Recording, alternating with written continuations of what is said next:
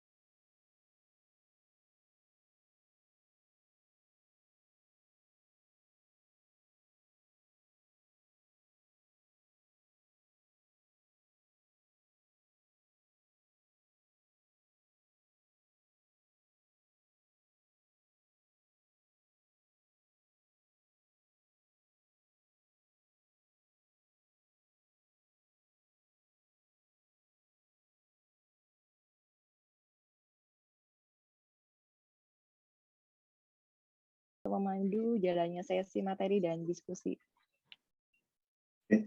Terima kasih Dr. Fitri Wafi. Apakah suara saya terdengar dengan jelas tidak ya? Terdengar, Dokter? Terima kasih. Assalamualaikum warahmatullahi wabarakatuh. Selamat pagi. Salam sejahtera bagi kita semua. Salam sehat bagi kita semua. Puji syukur kehadirat Tuhan Yang Maha Esa atas berkat dan rahmah-Nya sehingga kita dapat berkumpul pada webinar di pagi hari ini.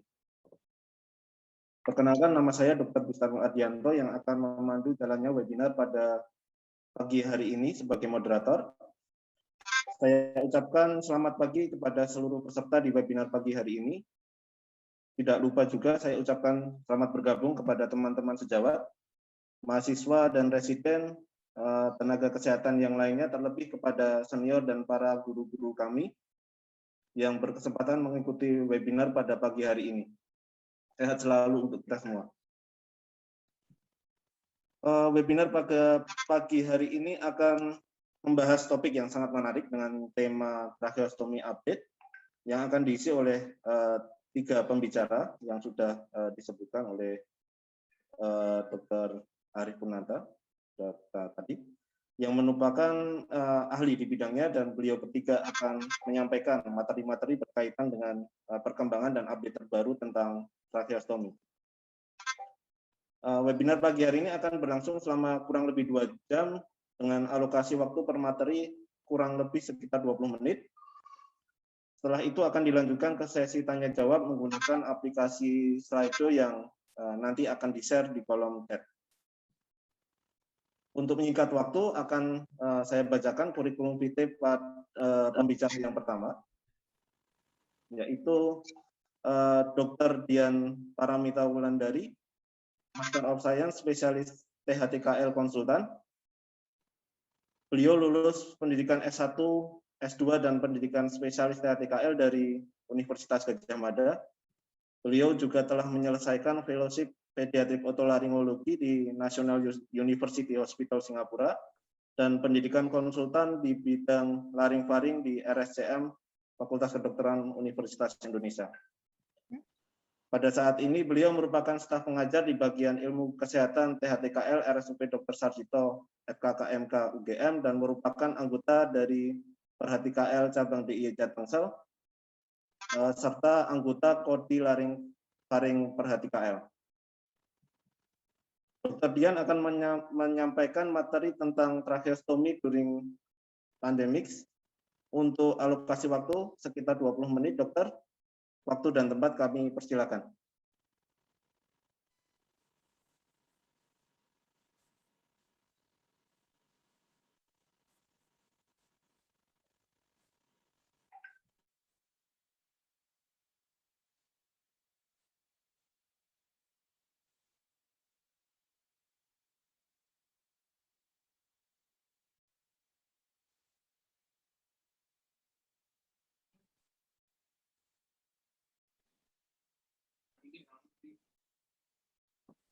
Iya, Dokter Dian, suaranya mungkin belum di-unmute, Dokter.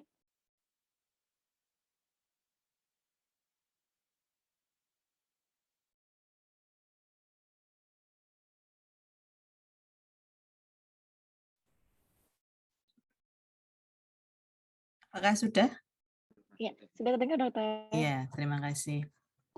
Baik, terima kasih Dr. Fitria dan Dr. Busta atas pembukaannya. Selamat pagi Bapak-Bapak, Ibu-Ibu, teman sejawat sekalian, para guru senior, rekan sejawat peserta webinar yang berbahagia pada pagi hari ini. Assalamualaikum warahmatullahi wabarakatuh. Hari ini saya diberikan amanah oleh panitia untuk mungkin sharing sedikit mengenai rekomendasi tracheostomi selama masa pandemi ini. Untuk menyingkat waktu, mari kita mulai saja. Bismillahirrahmanirrahim. Mungkin slide-nya.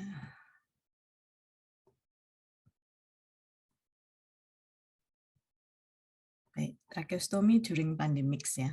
Sebagaimana yang sudah kita atau sedang kita alami saat ini ya, pandemi COVID ini sudah berlangsung sekitar 1,5 tahun lamanya.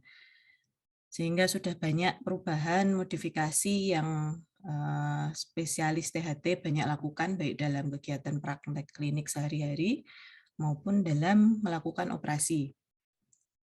Tracheostomy Dokter ini Dian, ya. untuk slide-nya belum terlihat, Dokter. Sudah saya buka ya, Mbak? Belum bisa ya?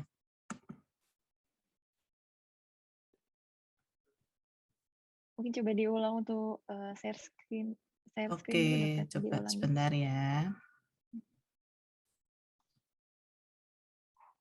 Sampun? Ya, sudah terlihat, Dokter. Tinggal slideshow. Oke, coba slideshow. Sampun? Sampun, Dokter. Oke, kita lanjut lagi. Pada tracheostomy ini karena sulit dihindari ya, karena sudah berlangsung cukup lama pandemi ini, jadi kita tidak lagi mungkin untuk selalu menghindari melakukan tracheostomy atau menunda melakukan tracheostomy, sehingga diperlukan guidelines atau tata laksana gitu ya, yang bagaimana melakukan tracheostomi pada kondisi pandemi ini. Terutama karena tracheostomi ini merupakan salah satu aerosol generating procedure yang merupakan salah satu tindakan yang berisiko untuk menyebarkan infeksi virus COVID-19 ini. Oleh karena itu, dari Perhati kemarin telah diterbitkan buku rekomendasi tracheostomi pada pandemi COVID-19 yang mungkin Bapak-bapak, Ibu-ibu teman sejawat kemarin sudah sempat disebarkan mungkin lewat grup-grup WA tentang rekomendasi ini. Dari Kodi kami juga merekomendasikan beberapa tata cara pelaksanaan tracheostomi di pandemi COVID-19. Ya, ada prinsipnya. Yang nomor 1 adalah bahwa tenaga kesehatan dalam melaksanakan prosedur ini harus mempunyai kesamaan persepsi. Sebisa mungkin ada semacam tim ya, semacam COVID RW team begitu, sehingga tim inilah yang nanti akan mengerjakan bersama, dan kalau ada kasus ya tim ini yang mengerjakan, sehingga tidak lagi diperlukan berulang-ulang koordinasi atau mengurangi terjadinya miskomunikasi, sehingga ada kesamaan persepsi di antara anggota tim. Tim ini sebaiknya terdiri dari 1 dokter THT yang telah berpengalaman, yang sudah sering melakukan prosedur tracheostomi, kemudian 1 perawat bedah THT KL senior yang terlatih, dan 1 dokter anestesi yang berpengalaman. Bisa mungkin komponen personelnya dibatasi supaya mengurangi risiko kontaminasi, sama sebisa mungkin dipilih yang paling berpengalaman karena untuk meminimalisir waktu yang digunakan dalam mengerjakan tindakan. Nah, adapun keputusan tracheostomi pada pasien COVID-19 yang terkonfirmasi ya, ini memerlukan pertimbangan yang banyak variabel yang terlibat yang tidak hanya sekedar dari indikasinya saja. Nah, indikasinya tracheostomi sendiri sebagaimana yang mungkin Bapak-bapak, Ibu-ibu dokter THT sekalian sudah sering mengerjakan, indikasinya jika ada sumbatan saluran napas atas atau ada impending obstruction akibat adanya massa tumor di kepala leher, dan juga penggunaan ventilator pada pasien ICU. Jika ada kasus seperti ini dan kita perlu melakukan tracheostomi pada pandemi ini, apa yang perlu kita lakukan? Ya, prinsip dasarnya adalah kita tetap harus mengetahui terlebih dahulu apakah pasien tersebut mengidap COVID-19 apa tidak. Itu yang harus kita tegakkan terlebih dahulu dengan screening, dengan tes-tes diagnostik ya untuk menegakkan COVID-19-nya. Apabila pasien tidak ada bukti atau tidak memungkinkan dilakukan tes, maka dianggap mengidap COVID-19, sehingga tata laksananya akan menyesuaikan prosedur tracheostomi dengan pasien confirm COVID-19. Nah, tracheostomi di masa pandemi ini kan tidak hanya melibatkan pasien-pasien yang memang sudah confirm positif COVID ya, kan ada juga yang mungkin pasien non-COVID gitu yang perlu ditracheostomi, atau pasien yang sito datang kita tidak tahu itu COVID apa tidak. Nah, bagaimana? Kalau non-COVID tetap itu dianggap sebagai pasien yang biasa ya. Jadi kita mengerjakannya seperti sebelum pandemi. Jadi OK-nya juga biasa, tracheostominya tekniknya seperti biasanya. Tidak ada yang berbeda kecuali mungkin APD yang perlu tetap dipakai adalah masker N95 dan proteksi Google atau face shield. Untuk yang bisa dipastikan adalah merupakan non-COVID-19 atau tidak ada COVID-nya negatif ya. COVID-nya negatif. Adapun untuk pasien yang terkonfirmasi ataupun tidak diketahui status konfirmasi COVID-19-nya, keduanya menggunakan full prosedur COVID-19 yang nanti akan dijelaskan lebih lanjut. Nah, kalau memang sudah pasti confirm COVID-19, apa yang perlu dipertimbangkan? Nomor 1 adalah tempat untuk mengerjakan tindakan tersebut. Sebisa mungkin memang adalah ruang operasi yang bertekanan negatif.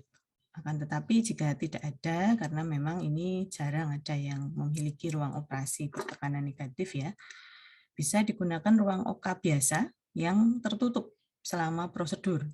Kemudian karena OK itu biasanya tekanannya positif, dimatikan terlebih dahulu. dan memasang smoke evacuator atau HEPA filter di dekat area operasi. Kemudian APD yang digunakan adalah APD level 3. Nah, mungkin nanti pengaturan OK-nya bisa seperti ini ya. Jadi harus ada anteroom, di mana dia nanti di situ untuk pemakaian donning maupun doffing dari PPE atau APD, pemakaian dan pelepasan APD. Kemudian baru masuk atau dalam ruang operasi utama. Nah, bagaimana tadi sebaiknya ini adalah suatu ruangan yang bertekanan negatif, tapi apabila tidak harus tertutup dan tekanan positifnya dimatikan. Jika ada, lebih baik lagi ada HEPA filter maupun smoke evacuator untuk mengurangi beredarnya partikel aerosol di ruangan tersebut.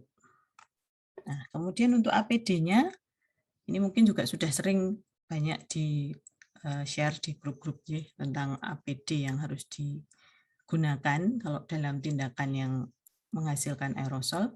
APD level 3 terdiri dari di dalam memakai baju kerja ya, kemudian nanti memakai head cap, pakai masker, Google, kemudian hazmat, tidak lupa dengan handscoon double 2 dalam dan luar. Itu juga dengan sepatu boot shoe cover dan yang terakhir adalah face shield-nya. Nah, kalau kita tidak memiliki atau N95-nya itu tidak menyediakan segel yang cukup, maka sebaiknya digunakan PAPR atau Powered Air Purifying Respirator. Ini tentunya adalah alat yang mungkin sulit untuk didapat ya. Jadi kalau tidak ada ya tidak memungkinkan, tidak perlu memakai ini. Cukup masker N95. Kemudian ada juga mungkin striker hood seperti ini juga untuk proteksi pada tindakan-tindakan yang menghasilkan aerosol ya. Kemudian Google-nya ini bisa yang full shield gitu sampai ke pinggir gitu ya. Sehingga ini lebih aman terhadap paparan droplet, ataupun yang masih tidak ada proteksi fullnya, tapi cukup untuk menghindari cipratan. Untuk prosedur menghasilkan aerosol, terutama yang memang pasiennya confirm COVID, sebaiknya yang full. Nah, untuk melepaskan dan memasang APD tentunya harus dengan langkah yang tepat supaya tidak semakin menyebarkan partikulat yang kemungkinan menempel pada APD tersebut. Pada pasien yang terkonfirmasi COVID-19, indikasi trakeostominya bisa karena untuk menghentikan ventilasi secara bertahap atau diperlukan ada weaning gitu ya. Kemudian ekstubasi tidak mungkin dilakukan atau sudah pernah dicoba dan gagal. Ini biasanya pasien yang sudah ada di ICU COVID ya, sehingga dia sudah lama terintubasi, cukup stabil, tapi tidak bisa diekstub. Nah, kemudian dikonsulkan untuk trakeostomi. Nah, pada pasien seperti ini, bagaimana kita memutuskan harus dilakukan atau tidaknya? Pada prinsipnya apabila pasien tidak stabil atau masih sangat bergantung pada ventilator, sebaiknya trakeostomi ini dihindari. Ini harus pasien benar-benar stabil dan tidak perlu bergantung pada ventilator terlalu banyak. Kemudian dari waktu ini karena dari penelitian yang sebelum-sebelumnya tentang SARS-1 ya, itu rata-rata angka kematiannya 23,7 hari, sehingga menunjukkan manfaat trakeostomi yang rendah sebelum waktu ini. Dari beberapa penelitian di tahun 2020 kemarin juga menunjukkan bahwa rata-ratanya tidak menunjukkan perbaikan yang bermakna jika dilakukan kurang dari tidak dianjurkan ya, dilakukan di bawah 14 hari. Kemudian dipertimbangkan atau bisa dipertimbangkan jika ada perbaikan klinis paru membaik akan tetapi gagal ekstubasi. Nah, ini harus dipertimbangkan dengan diskusi dan kesepakatan oleh tim RW yang tadi telah dibentuk. Nah, selain pasien yang terkonfirmasi COVID, ada juga pasien yang ventilator lama di ICU biasa. Pada pasien ini juga kita kan kadang dikonsuli apa yang harus kita kerjakan dalam kondisi pandemi seperti ini. Nah, tetap harus langkah pertama menegakkan apakah pasien ini COVID-19 apa tidak. Jadi tetap dilakukan tes. Tesnya ini kalau dari buku pedoman yang kami diterbitkan oleh Perhati, waktu itu karena masih awal pandemi, Jadi baru ada rapid test antigen ya, rapid test antibody. Sehingga waktu itu rekomendasinya adalah minimal rapid test antibody apabila negatif dilakukan swab PCR. Apabila positif itu dikonfirm sebagai pasien dengan COVID-19. Sehingga dilakukan dengan prosedur tracheostomi pada COVID-19. Apabila PCR-nya tetap negatif baru dilakukannya dengan prosedur tracheostomi yang biasa. Kalau sekarang karena rapid test antigen sudah tersedia cukup banyak, nah ini bisa juga dengan menggunakan rapid test antigen untuk screening awal. Apabila positif itu sudah dikonfirm sebagai COVID, sehingga nanti dikerjakan prosedurnya tentu sebagai pasien COVID. Tetapi apabila negatif, ya memang tetap sebaiknya confirm dengan PCR. Kemudian pertimbangan yang lain adalah pasca tracheostomi. Pasca tracheostomi nanti harus dipasang alat yang untuk mengurangi penyebaran aerosol partikulatnya.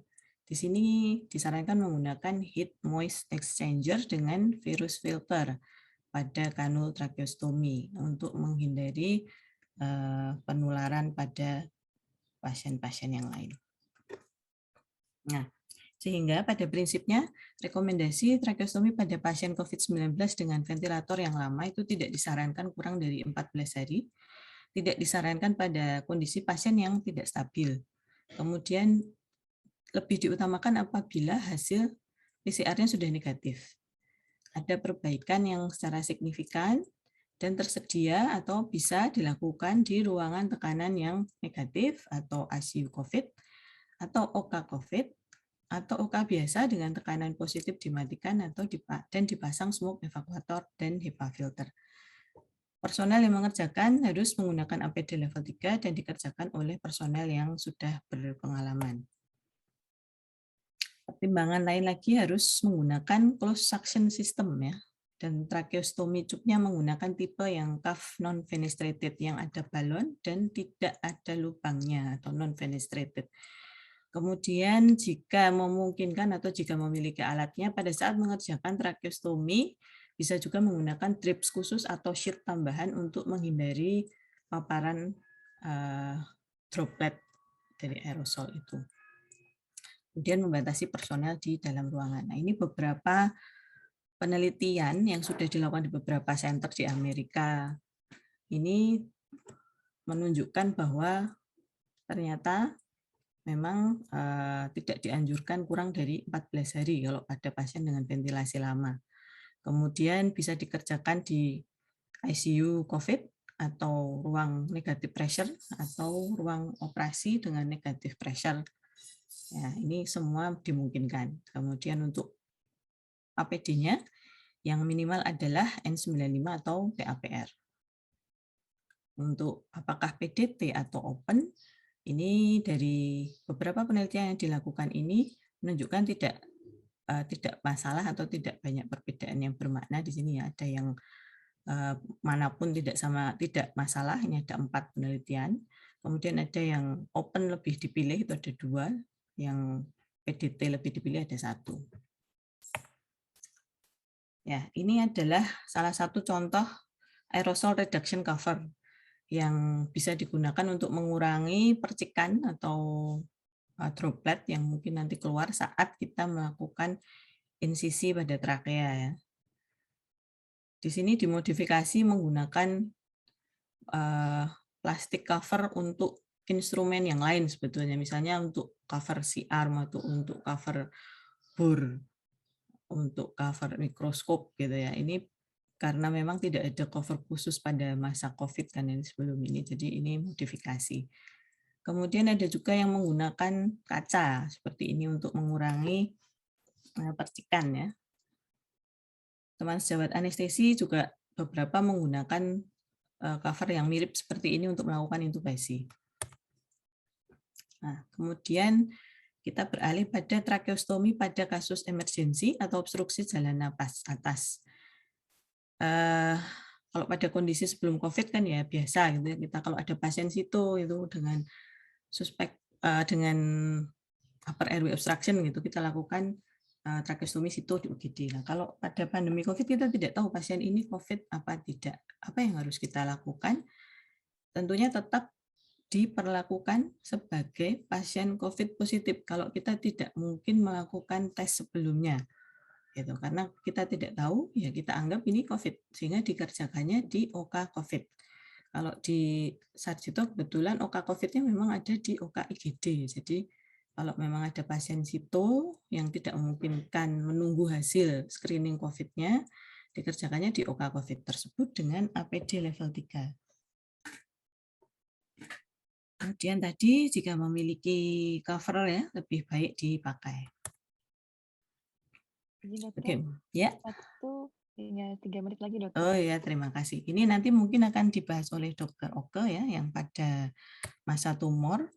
Kemudian untuk langkah-langkah ini mungkin singkat saja, ini semua sudah ada di buku rekomendasi. Ya, ada fase perencanaan, ada fase pelaksanaan, dan nanti fase setelah tracheostomi. Kalau untuk perencanaan ini sudah kita bahas bagian besar di atas tadi ya, bahwa kita harus mengetahui dulu prosedurnya, kemudian menyiapkan ruangan, memang dipastikan tersedia ruangan, APD, dan instrumen serta personelnya. Kemudian dijadwalkan dan sebelumnya sebisa mungkin dilakukan semacam gladi bersih gitu ya antar operator. Kemudian untuk persiapan harus tersedia alat yang kanul yang cuff non fenestrated dengan heat moist exchanger yang ada. Nah, mungkin nanti yang agak berbeda pada tekniknya. Pada teknik ini nanti ketika kita sudah menemui trakea, maka kita harus mengkonfirmasi bahwa pasien ini dalam keadaan paralisis. Dia tidak ada refleks bernapas, sehingga pada saat kita buka trakea itu mengurangi risiko tersebarnya partikel aerosol tersebut.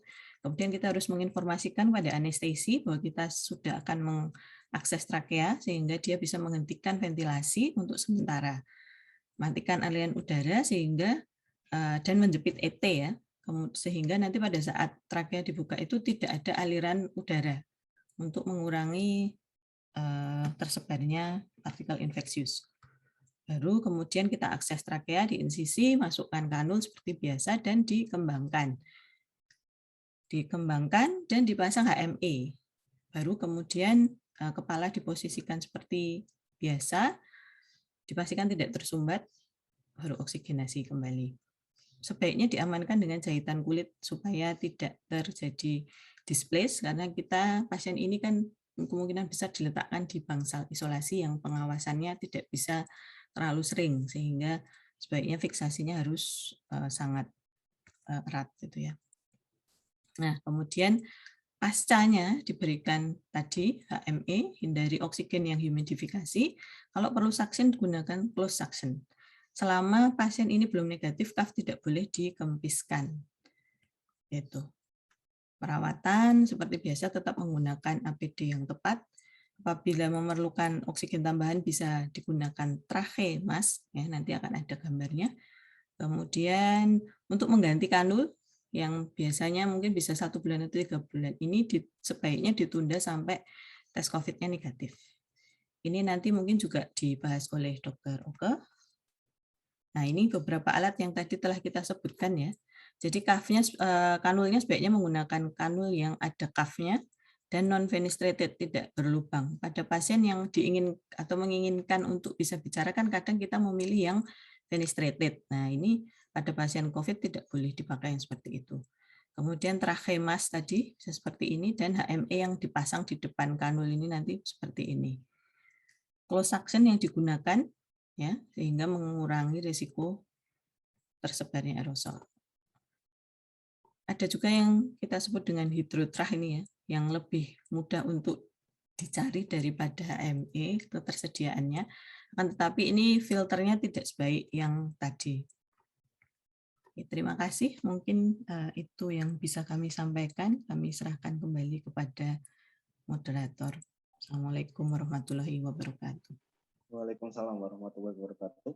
Terima kasih Dr. Dian atas presentasi materi tracheostomi pada era pandemi COVID. Waktu presentasi 20 menit pas nih, lebih sedikit. Jadi pada intinya sebenarnya tracheostomi bisa dilakukan selama era pandemi COVID ya dokter nih. Asal Ya, yang penting bisa, bisa Dok.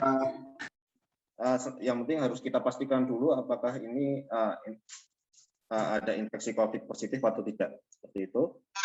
Kemudian untuk yang emergensi tadi misalnya tidak dapat dilakukan tes COVID sambil menunggu hasil, ininya kita anggap pasien itu sebagai pasien COVID positif ya dokter ya. Iya, Ya. begitu Dokter Busta. Ya. Oke, terima kasih Dokter Dian. Kepada para peserta yang ingin memberikan pertanyaan, disimpan terlebih dahulu, nanti dan dicatat kalau bisa. Kemudian nanti akan monggo kalau mau ditanyakan melalui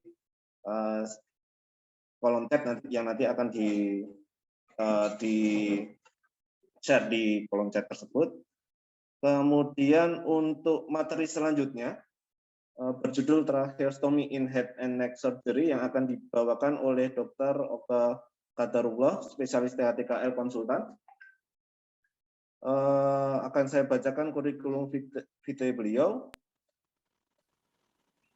Dr. Oka Qadarullah, spesialis THTKL konsultan, merupakan lulusan dari Universitas Padjadjaran Bandung untuk S1 pendidikan dokter dan pendidikan spesialis THTKL, dan telah menyelesaikan pendidikan konsultan bidang onkologi bedah kepala leher pada tahun 2021 ini.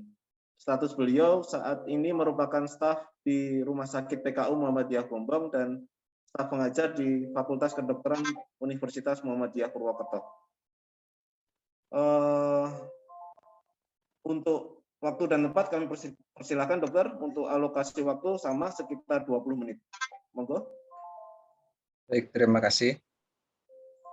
Saya screen dulu.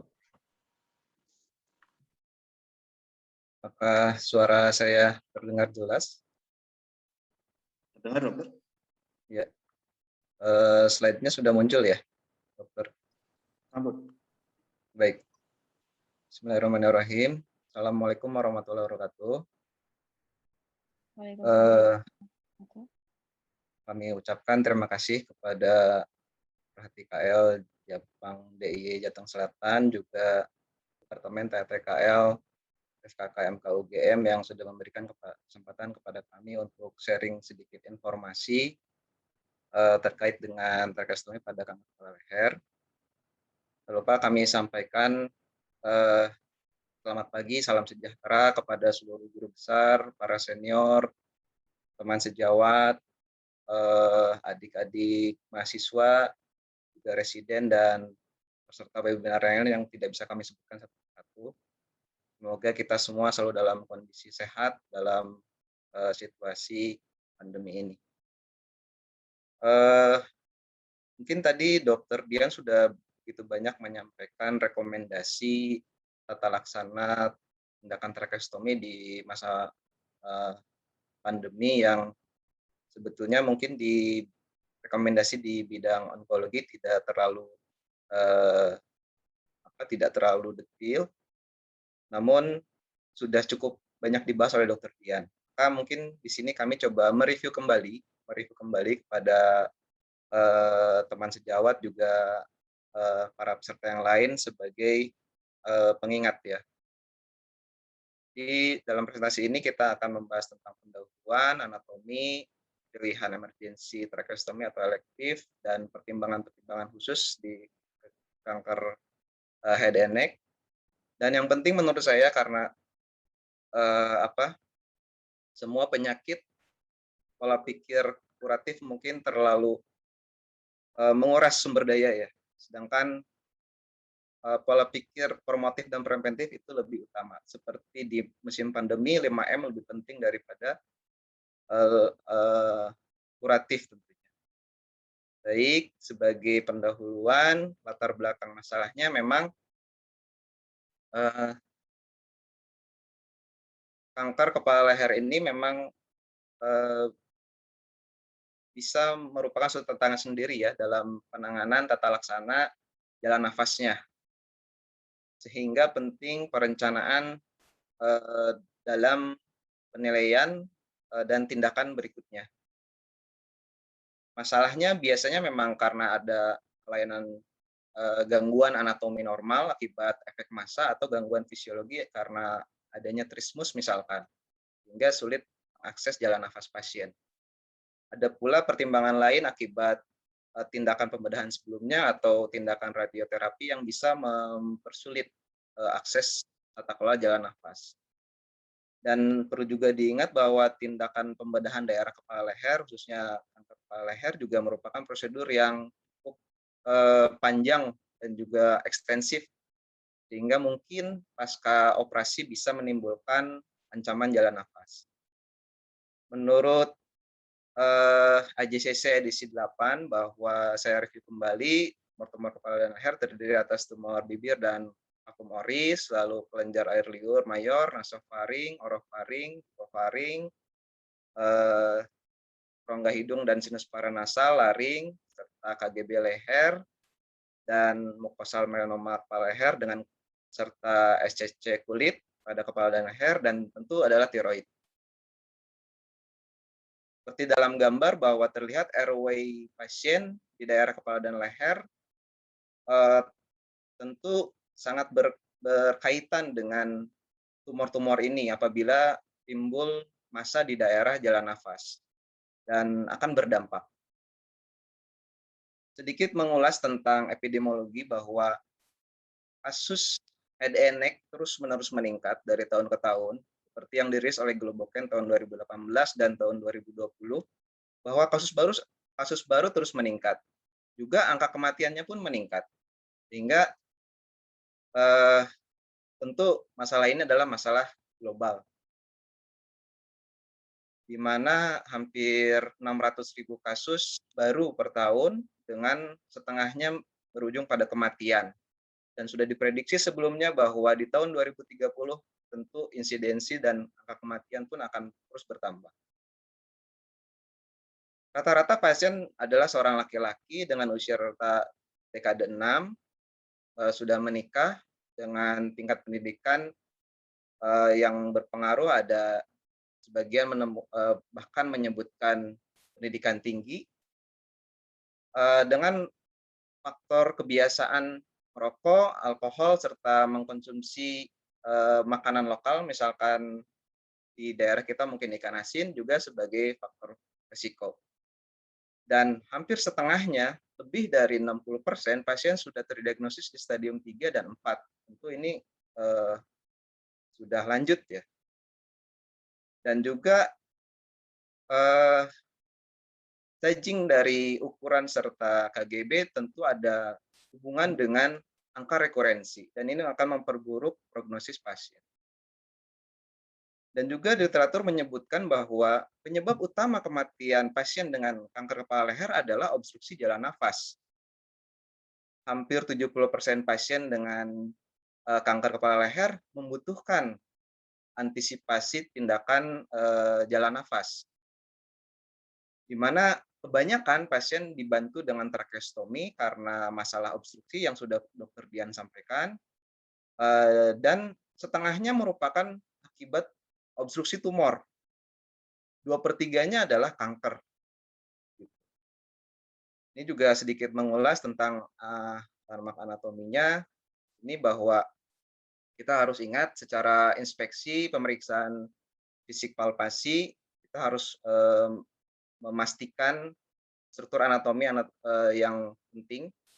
Namun tentu pada kasus head and neck mungkin kita akan melihat kondisi yang berbeda daripada kondisi normal seperti ini. Tapi tetap ini sebagai panduan kita.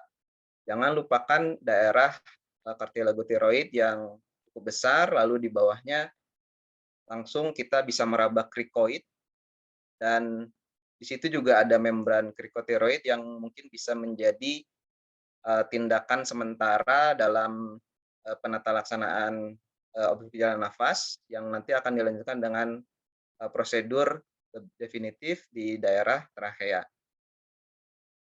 Juga sedikit mengingatkan bahwa daerah tersebut kita harus antisipasi dengan kita akan menemukan kelenjar tiroid, isthmus tiroid yang memang sebaiknya kita sisihkan dalam tindakan, dan juga tidak lupa ada nervus recurrent laryngeus ya. Jadi di sini kita bisa lihat bahwa di daerah leher sendiri bisa terjadi gangguan pernafasan akibat tumor secara tidak langsung terhadap yang bersifat neurogenik.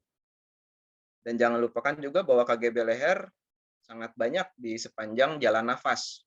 Dan hal ini tentu sedikit banyak akan menjadi permasalahan apabila memang metastasis ke KGB-nya cukup lanjut. Ini sedikit mengulas tadi yang sudah disampaikan oleh Dr. Dian. Ini kalau misalkan ada kasus yang normal. Baik, kita masuk ke tracheostomi elektif dan emergensi di kanker kepala leher. Indikasinya secara umum sudah disampaikan. Yang berhubungan adalah tindakan emergensi dan persiapan prosedur pembedahan kepala dan leher.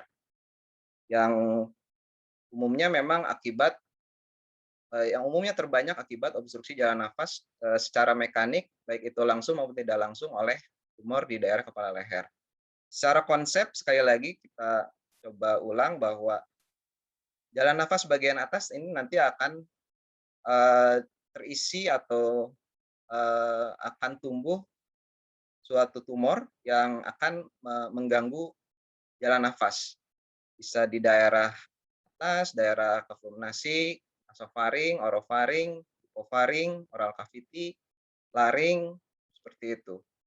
Tapi juga jangan lupa bahwa tadi sempat disinggung secara anatomi, ternyata kondisi secara tidak mekanik tidak langsung bisa menimbulkan parese dari nervus plica vocalis yang bilateral sehingga menimbulkan suatu obstruksi atau suatu kompresi dari luar pada airway itu sendiri. Dan tentunya hampir 80% tindakan yang dilakukan adalah tindakan emergensi. Sekali lagi, suatu tindakan emergensi memang adalah apabila kita menemukannya itu adalah suatu tindakan life saving.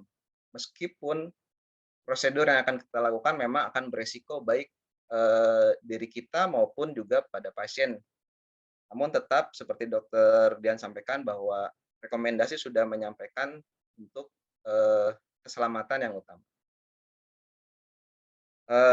Gejala klinis yang mungkin banyak ditemui tentu adalah stridor. Jadi sejawat sekalian mungkin mengingat kembali tentang stridor itu sendiri dan juga perubahan suara. Dan sekali lagi mungkin kita akan menemukan kesulitan ketika harus melakukan tindakan ini pada pasien-pasien keganasan stadium lanjut yang mungkin mengganggu daerah lapang operasi di bagian anterior.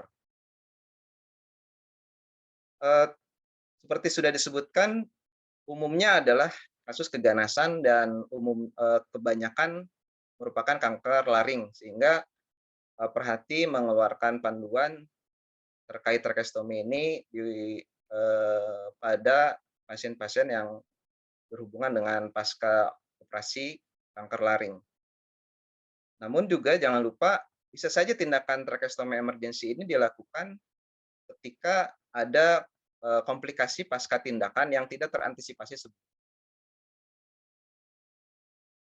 Komplikasi yang mungkin timbul juga bervariasi pada tindakan emergensi tracheostomi dari 8% hingga 40%, namun yang terbanyak biasanya perdarahan.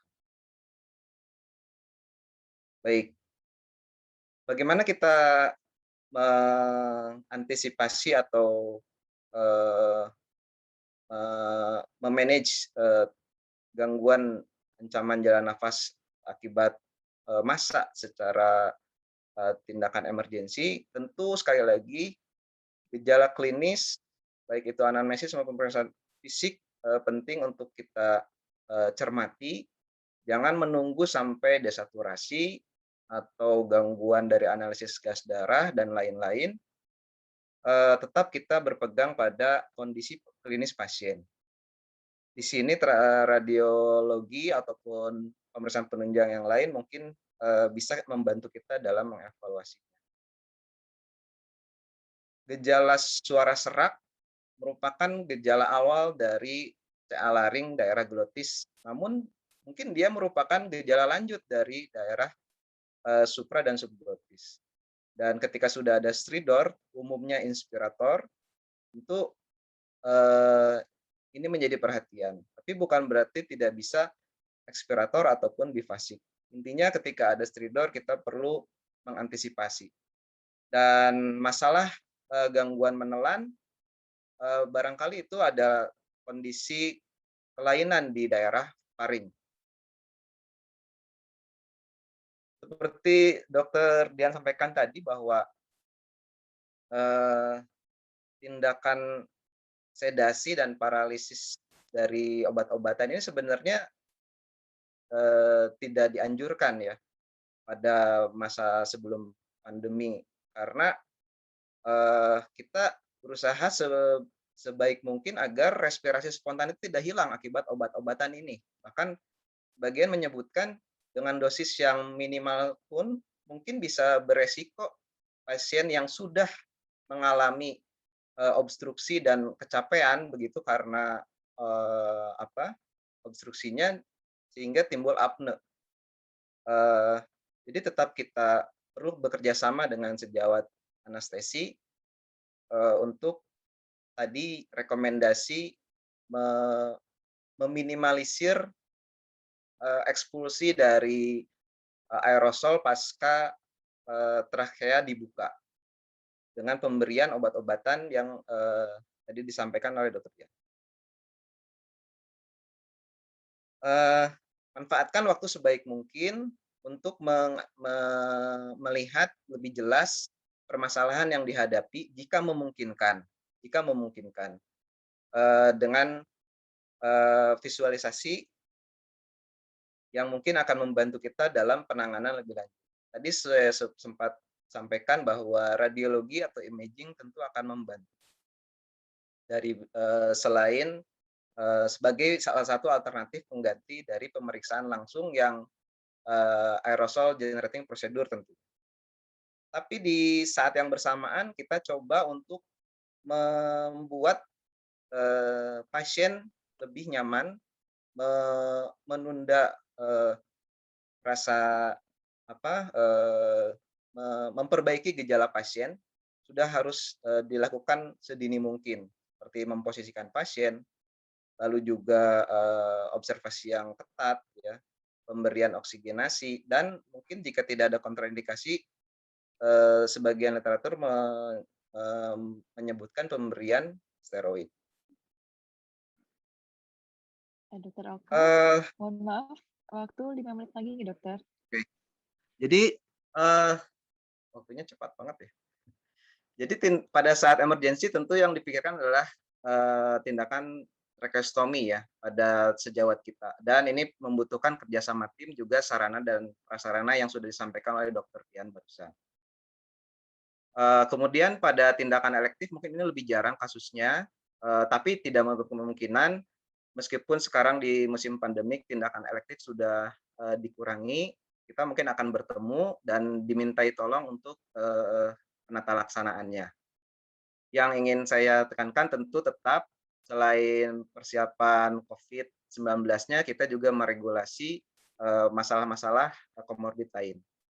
Dan lakukanlah di kamar operasi dengan tenang dan antisipasi apabila memang pasien sudah menerima terapi sebelumnya, seperti radiasi. Tentu itu akan berpengaruh selama tindakan.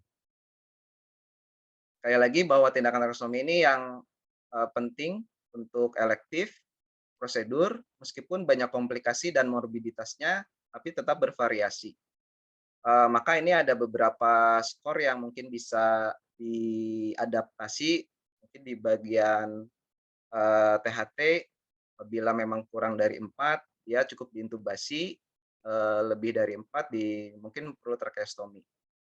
Begitu pula model skor yang lain, terutama pada pasien rekonstruksi di daerah oral cavity ya.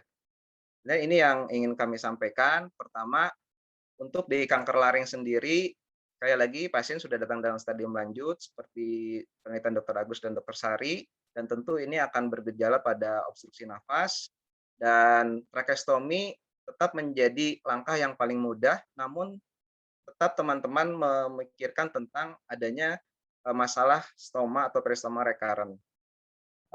Meskipun berbeda insidensinya, tapi tetap fatal akibatnya. Satu penelitian menyebutkan tidak perlu ragu melakukan tracheostomi pada kasus CA laring karena jika itu adalah penyelamatan jalan nafas. Namun penelitian yang lain tetap tracheostomi pada CA laring bisa menjadi permasalahan stoma recurrent atau juga berhubungan dengan survival rate yang beresiko 4 kali lipat pada penelitian terakhir.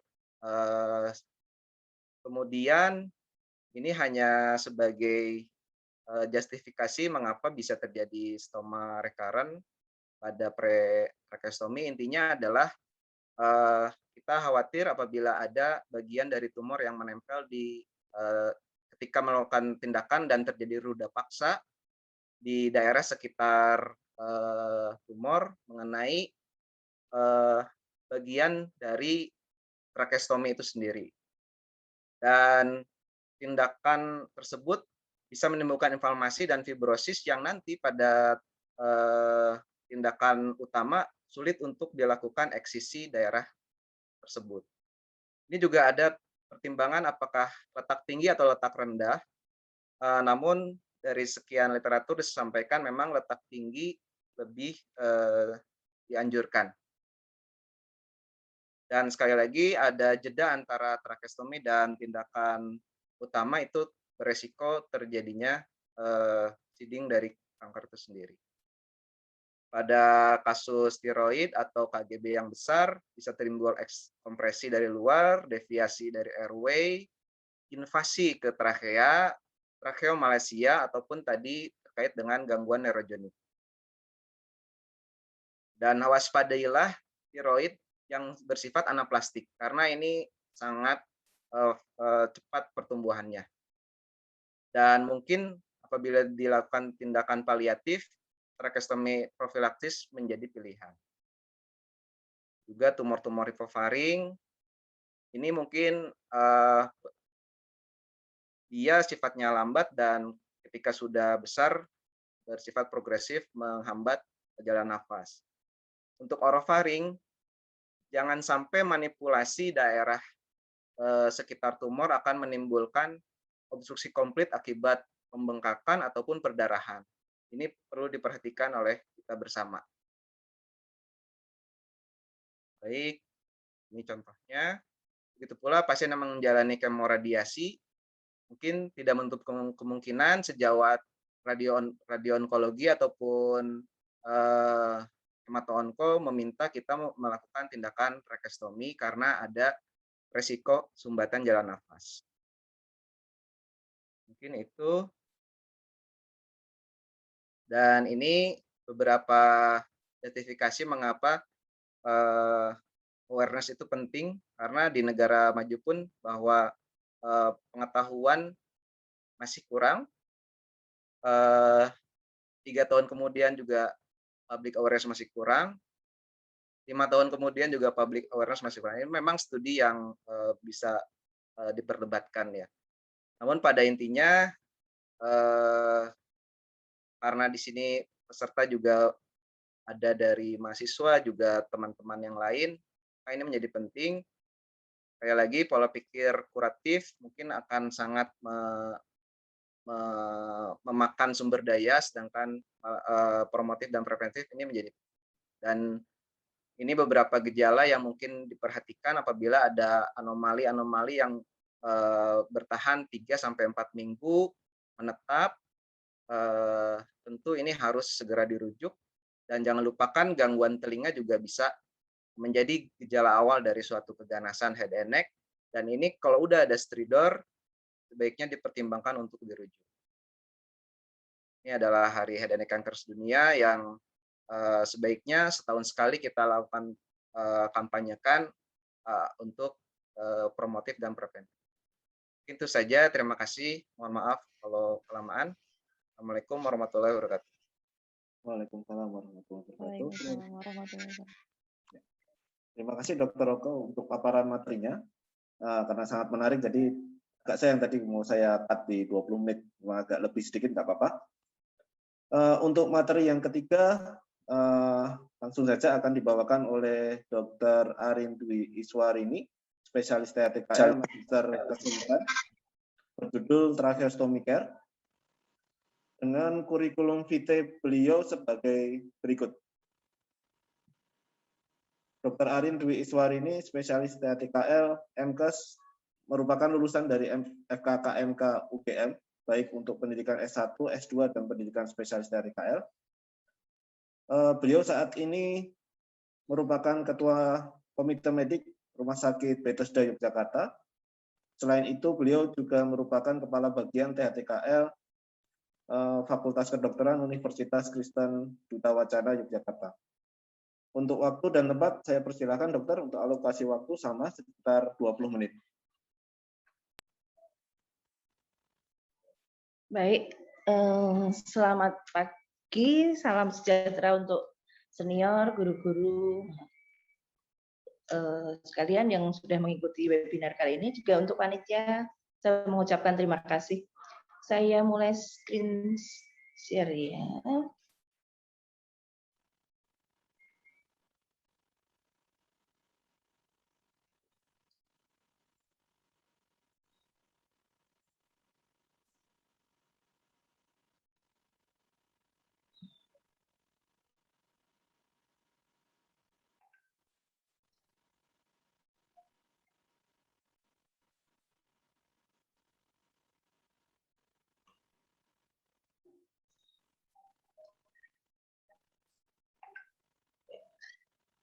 Apakah sudah ya? Apakah sudah? Sudah terlihat dokter, tinggal di slideshow dokter. Baik. Ya, kali ini saya akan membawakan tentang bagaimana perawatan dari pasca tindakan tracheostomi. Mungkin tadi sudah sekilas disebutkan sama Dr. Dian tentang bagaimana perawatan pasca tindakan tracheostomi. Tapi pada waktu itu disampaikan beliau adalah tentang post tracheostomi pada pandemi. Jadi mungkin saya akan mengulas nanti tentang tracheostomy care baik non pandemik maupun pandemik. Jadi sebelum masuk ke pandemik, saya akan menyampaikan untuk yang non pandemik dulu ya. Baik, apa yang akan kita lihat pada waktu ada pasien dengan pasca tindakan tracheostomi? Ini sudah dilakukan oleh Dr. Dian, operasi tracheostominya, juga Dr. Oke. Kemudian apa yang akan kita lakukan dalam tindakan berikutnya? Problemnya apa? Ya. Kemudian apa yang menjadi sugesti untuk kita melakukan manajemen treatment atau care-nya? Lalu kita pisahkan juga pasiennya COVID atau non-COVID. Ya, kita harus memikirkan sampai ke sana. Ya. Kemudian kita juga harus memikirkan. Waktu Dr. Dian menyampaikan tadi, beliau sudah menjelaskan tentang bagaimana komplikasi, outcome, kemudian safety-nya, equipment-nya. Ya. Nah, kita harus memikirkan itu. Apa keluaran yang kita harapkan dari pasien yang sudah di tracheostomi. Kemudian kompetensi dari SDM-nya seperti apa? Mencukupi tidak? Tadi ada kriteria operatornya harus bagaimana, pendampingan oleh siapa, ya? Itu semua harus kita pikirkan. Lalu benefitnya apa? Manfaatnya, useful-nya, ya. Lalu safety, APD tadi sudah disampaikan. Kita harus di level 3 kalau pada COVID, kalau mungkin non-COVID. Ya sedapat mungkin kita safety ya. Lalu equipment-nya mencukupi tidak? Kita pikirkan juga apakah ada komplikasi atau tidak. Lalu finance. Nah, ini yang sekarang banyak jadi masalah. karena BPJS atau non BPJS, ya, itu kadang-kadang kita pikirkan juga. Ya. Lalu kita masuk, kalau kita melakukan satu tindakan tracheostomi, ya, manfaatnya apa? Tujuannya apa? Kita ingat, kita memperbaiki airway. Ya, tujuan kita. Kalau nanti sesudah tindakan tracheostomi ternyata airway-nya tidak membaik, berarti tujuan tidak akan tercapai. Lalu indikasi, kontraindikasi sudah dijelaskan di depan oleh Dr. Dian. Ya. Sesuai tidak, nanti dalam evaluasi kita juga kita akan sesuaikan. Lalu sama alat dan bahannya, ada tidak? Kalau memang tidak ada, ya mungkin kita tidak bisa melakukan. Seperti untuk perlindungan, safety kita, ya jangan memaksakan. Tapi juga tidak melepaskan, tentu saja ada tindakan lain. Ya. Lalu apa komplikasi dari tracheostomi? Bagaimana prosedur yang benar? Tadi sudah dijelaskan Dr. Oke, landmark-nya, lalu di mana kita melakukan, ya. Lalu kompetensi dari operatornya, kompetensi dari asistennya, dokter anestesinya, semuanya kita harus sampaikan, termasuk kondisi kamar operasinya, lalu kamar isolasinya, karena pasca tindakan kan tidak di dalam kamar operasi, dia ada di ICU atau di ruang isolasi, ya. Baik, kalau saya membuat satu garis besar, mungkin saya akan membagi tindakan tracheostomi di 3 klasifikasi ini. Tetapi tentu saja bervariasi sangat banyak, ya. Karena bisa saja yang masuk dalam evaluasi ternyata juga kita lakukan di perawatan. Jadi saya membedakan menjadi 3. Kita evaluasi outcome-nya, termasuk ada nggak komplikasi yang terjadi. Lalu rencana kita untuk melakukan care itu apa? Kita mau lakukan penanganan perawatannya seperti apa? Seperti tadi, banyak yang kita harus lihat. Apa saja, mau apa yang kita lakukan harus lebih jelas, terplanning. Jadi rencana perawatan untuk menuju ke tindakan perawatan pasca tracheostomi. Lalu beberapa obat mungkin juga kita perlukan, tetapi juga mungkin kita hanya melengkapi, karena kadang-kadang pada kasus-kasus tracheostomi yang pasien mungkin stroke misalnya, ya, itu medikamentosa sudah diberikan oleh dokter neurologi atau dokter intensivis di IRI gitu, ya. Atau memang pasien kita sendiri, kita juga harus memilah-milahkan. Ya. Baik, untuk outcome saya mengambil beberapa aja, mungkin ada banyak yang masih bisa kita, karena komplikasinya sangat banyak, ya, selain yang saya sampaikan. Tetapi yang paling sering adalah gangguan pada airway, karena memang tujuan kita adalah membebaskan jalan nafas kalau tracheostomi, ya. Ya, kalau airway-nya tidak membaik, ya tentu saja kita harus evaluasi. Ada nggak komplikasi yang terjadi atau memang tidak betul waktu prosedur tindakan atau penapisan pre-operasinya. Ya. Kemudian tadi Dokter Oka juga ada stridor, mungkin dilanjutkan dengan adanya retraksi, berarti masih ada sumbatan lagi. Mungkin bukan hasil operasi kita yang buruk, mungkin bukan, tetapi mungkin slam yang sangat mukoid, ya, plaking, sampai terjadi plaking, kekeringan prosta yang banyak, itu juga masih bisa, ya. Lalu betul tidak posisi kanal tracheostomi kita, ya, apakah dia miring, atau yang paling sering adalah dia lubang bawahnya itu notok ke trachea, jadi kadang-kadang bukan jadi airway tapi jadi buntu, itu juga kita harus cek, ya. Lalu paling banyak dari tracheostomi kalau yang saya alami, ya, adalah perdarahan yang aktif. Kadang-kadang keluar dari lumen atau stoma. Kalau dari lumen masih bisa jadi mungkin akibat dari operasi tracheostomi, ya, atau mungkin ada sesuatu di parunya. Kita harus juga menilai tentang itu. Lalu yang juga kadang-kadang mengikuti outcome sebagai komplikasinya adalah emfisem subkutan, ya, adanya krepitasi di bawah subkutis di sekitar stoma. Bahkan kadang-kadang sampai ke daerah toraka. Jangan sampai itu berlanjut ke mediastinitis dan sampai tamponade cordis ya. Jadi evaluasi kita bagus untuk mencegah biar tidak sampai komplikasi yang lebih jauh. Lalu rencana perawatan. Biasanya kita harus memperhatikan fiksasi dari balon kanul tracheostomi kita ya. Kapan harus dikempeskan, kapan harus dilakukan fiksasi. Kalau dia menekan terus-terusan tentu saja juga tidak akan membuat organ sekitarnya baik ya. Biasanya kalau diajarkan oleh senior saya dulu, kempeskan mungkin beberapa menit secara bertahap, berapa jam sekali, terutama di dalam 24 jam pertama. Kemudian kapan harus dilakukan mobilisasi untuk balon kanulnya? Karena pernah kejadian juga mobilisasi dilonggarkan sesudah beberapa hari, ternyata pasien pada waktu dimandikan atau mungkin mau ditransfer kemana, tergeser-geser perdarahan. Nah, kalau kanulnya tidak terfiksasi, tentu saja akan menjadikan aspirasi. Ya. Jadi malah justru kita memberikan emergensi untuk RW-nya. Ya.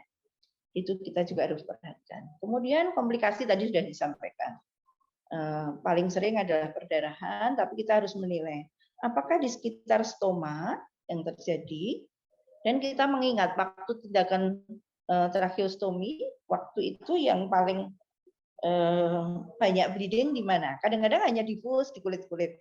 Mungkin kita bisa berikan spontan atau dengan adrenalin ya, masih bisa. Tetapi kalau tadi kita sudah waktu operasi ada ligasi arteri di sebelah mana, fasa sebelah mana, di sebelah tepi, atas, ya. Kita kembali mengingat waktu tindakan tadi, fasa yang banyak berdarah ada di sini. Dalam evaluasi perdarahan kita bisa melihat lagi, ya. Oh, kita betulkan. Ya. Lalu emfisem subkutis, kalau memang terjadi ya kita akan membuat jalan keluar dengan jarum-jarum di bawah kulit. Ya, tetapi kalau sudah expand, jangan sampai sih ya, kita harus rawat bersama dengan sejawat lain. Ya. Kemudian stomanya sendiri, bukan operasi terus kita tinggal, tentu saja tidak. Ya. Stoma akan rutin kita bersihkan sambil melihat apakah produksi selemnya banyak atau tidak. Kemudian ada difus perdarahan sekitarnya tidak. Kalau sudah agak lama mungkin ada iritasi atau bahkan terjadi granuloma di sekitarnya ya, atau ulkus pada pasien yang dengan gula kita lakukan tracheostomi, kadang-kadang terjadi ulkus. Ya. Lalu perawatan kanul dan juga enernya, sebaiknya memang ener kita pasang dan rutin kita bersihkan. Ya. Kita cuci enernya, biasanya ada flaking di situ. Kalau slemnya sangat mukoid, ya kita bisa saja membersihkan dengan direndam peroxide atau kemudian kita sterilkan dengan antiseptik ya. Kemudian bisa juga dengan salin ya. Salin juga kita pakai untuk nanti tindakan membersihkan prostat dan humidifikasi ya. Lalu sekret mesti rutin kita suction juga. Kalau enggak dia akan mengering, prostat jadi sumbatan lagi. Ya, apalagi kalau ener tidak dipakaikan. Jadi itu akan lebih panik lagi. Masa harus ngelepas kanul trachea dan ganti lagi, itu wasting time dan juga alatnya ya, biaya juga tentu saja. Jadi sebaiknya dipasang, pengisapan sekret rutin di awal mungkin sering karena produktif. Kemudian kita lihat dalam monitor kita, kalau ya semakin kering mungkin tidak sesering di hari pertama. Lalu humidifikasi ini sesuai dengan fisiologis dari jalan nafas, ya, kelembapan, kemudian juga tadi sudah disampaikan Dr. Dian, kita memerlukan HME filter, ya, kita membantu kondisi untuk sefisiologis mungkin. Lalu kalau ada komplikasi, dia buntu kanulnya atau salah posisi, kita harus bagaimana? Kanul buntu ya tentu saja kita harus ganti ya. Kadang-kadang perawat bingung kalau sudah di TT kok masih ternyata kita saksen, oh ada yang pentok. Pentoknya apakah posisi dari kanul atau ada krusta yang mengering? Kita harus cek lagi. Tindakannya apa? Ya kalau cuma salah posisi mungkin kita bisa kasih ganjel kasar atau apa ya, biar posisi RW-nya lebih baik. Tetapi kalau buntu ya terpaksa harus diganti. Lalu fiksasi kulit. Biasanya jahitan memang hanya 1 minggu ya. Kemudian kecuali ada ulkus yang mungkin kita harus melepaskan, atau mungkin ada nanah sekitarnya, atau ada emfisem ya fiksasi lebih cepat kita buka ya. Lalu pemasangan kanul yang non cuff. Pada waktu pasien sudah mulai kompos mentis, kemudian mulai bisa bicara, ada komunikasi maksud saya ya, bukan bicara kan. Kalau dipasang tracheostomi kan bicaranya tidak bisa ya. Jadi artinya sudah ada kontak komunikasi. Nah, kita pikirkan untuk memasang kanul yang non cuff ya. Juga kita latih bertahap. Kanul tracheostominya kita tutup bertahap waktunya. Kalau memang sudah memungkinkan kita lepas ya, dikanulasi. Nah, pada waktu kita tutup kita juga melatih untuk kembali latihan untuk bicara ya. Ya, ini sekilas tadi yang disampaikan Dokter Dian, beberapa peralatan tracheostomi tube ya. Ini yang cuff pada pasien COVID mutlak harus yang cuff. Lalu ini yang non cuff, kalau tadi untuk latihan ditutup total pakai tutup yang penuh, lalu kita latih untuk vokalisasi. Innernya ada 2 kalau yang non cuff, ini untuk membantu untuk nebulizer, dan juga yang satu yang rutin untuk kita bersihkan. Lalu gambar yang di bawah HME, ini saya besarkan ada 2 tutup yang separuh, mungkin biar kadang-kadang pasien dengan kekuatan yang sudah besar, sudah mulai membaik, bisa batuk sampai nyemprot kemana-mana. Itu juga akan membuat kontaminasi ya, jadi kita berikan yang separuh. Tetapi kalau sudah memungkinkan ditutup, kita berikan yang tutup penuh. Kemudian ini pemasangan inner yang tadi saya sampaikan, jadi tolong inner memang dipakai untuk kita bisa mencuci, jadi membersihkan kanulnya. Jadi jangan kanul yang utama. Kemudian ini HME tadi yang dijelaskan Dokter Dian ya. Lalu ini tracheofik yang non cuff. Di sini ada granulum, kemudian ini iritasi. Ini beberapa yang harus kita observasi pada pasien tracheostomi ya. Lalu pemasangan kasa, pemasangan fiksasi bosnya ya. Lalu ini yang tadi yang tracheofik yang tertutup. Kemudian bagaimana cara nyaksian?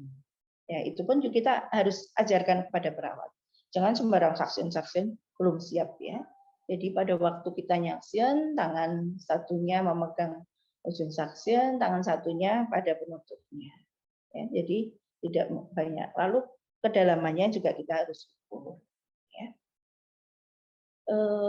Ini saya tidak pernah mengerjakan, cuman mungkin ini adalah gambar tracheal washing ya.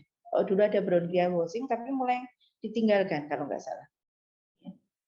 Saya mencoba untuk mukosiliar juga harus diperbaiki, krusta juga harus diperbaiki.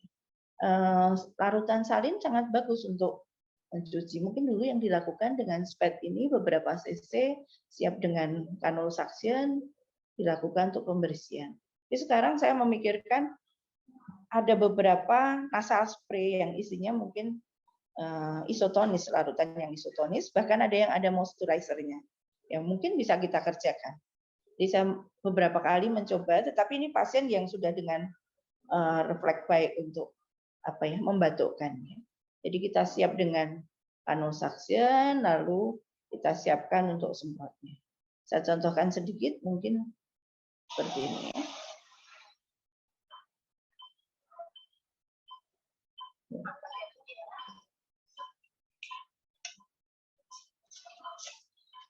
Ya. Baik, itu beberapa perawatan untuk tindakan pasca tracheostomi. Lalu beberapa obat yang diperlukan. Apa saja? Bisa saja sih murni kita memberikan obat, tetapi seperti antibiotik, analgetik, mungkin dokter yang merawat bersama-sama kita yang konsul untuk tracheostomi seperti pasien stroke, lalu pasien pasca kraniotomi yang dengan prolong ET. Nah, itu semua biasanya sudah ada antibiotik, ada analgetik, ada anti perdarahan ya. Yang paling sering belum diberikan adalah mukolytik ya. Biasanya preparat-preparat yang asetilsistein atau redoxystein ya, itu yang banyak karena memperbaiki untuk beransirianya ya. Lalu waktu tinggal 2 menit, dokter. Ya, baik. Antibiotik juga disesuaikan dengan kultur. Kemudian pada perjalanannya kadang-kadang kita memerlukan dekonisan. Kalau produksi selemnya sangat banyak dan juga nebulizer kita perlukan.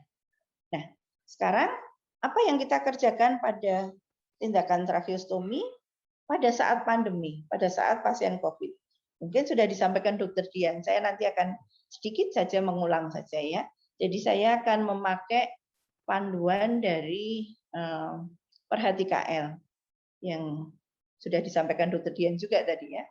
Kalau beliau menyampaikan persiapan tindakan tracheostomi, lalu tindakan tracheostominya tadi sudah mengulas juga pasca prosedur tracheostomi, saya kembali mengulang. Jadi apa yang dilakukan pada pasien-pasien tracheostomi, pasien COVID yang dilakukan tracheostomi ya. Pada minggu-minggu awal kita harus pastikan dengan pengawasan yang sangat ketat ya, dengan safety yang benar-benar ketat. Kemudian diperhatikan tentang adanya HME filter ya, biar tidak ada kebocoran untuk virus untuk keluar ya. Kemudian asuhan keperawatan tadi juga disarankan untuk memakai close suction, bahkan tindakan pun kita juga memakai shielding tadi ya. Lalu cuff-nya hati-hati pada waktu mengempeskan, tolong di ruangan yang benar-benar safe. Petugasnya juga benar-benar safe ya. Jadi jangan dikemposkan dengan sembarangan. Harus diperhatikan resiko aerosol yang ada, baik untuk nakes maupun untuk pasiennya ya. Jangan berbalik-balik gitu ya. Kemudian penggantian kasa dan lain-lain juga dalam prosedur yang safety ya.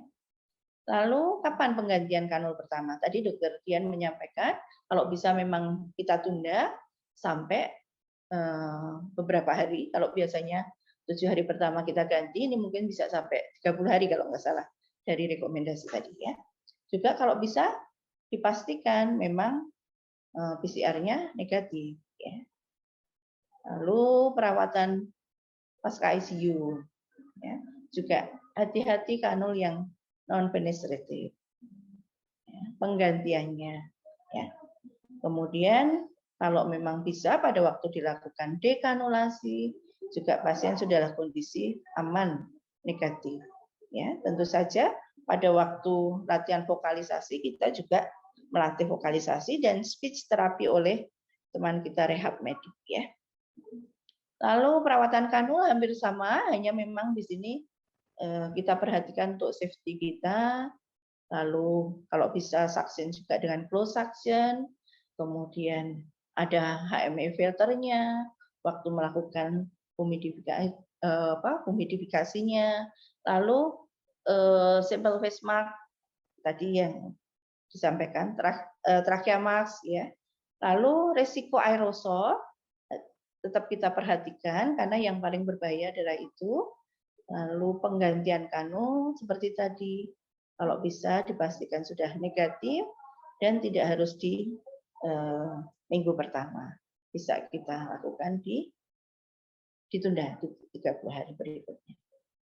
Baik, take home message yang saya sampaikan, pasca prosedur tindakan tracheostomi, kita perlu memperhatikan outcome, observasi adanya komplikasi, lalu merencanakan tindakan perawatan yang akan kita lakukan apa, ya.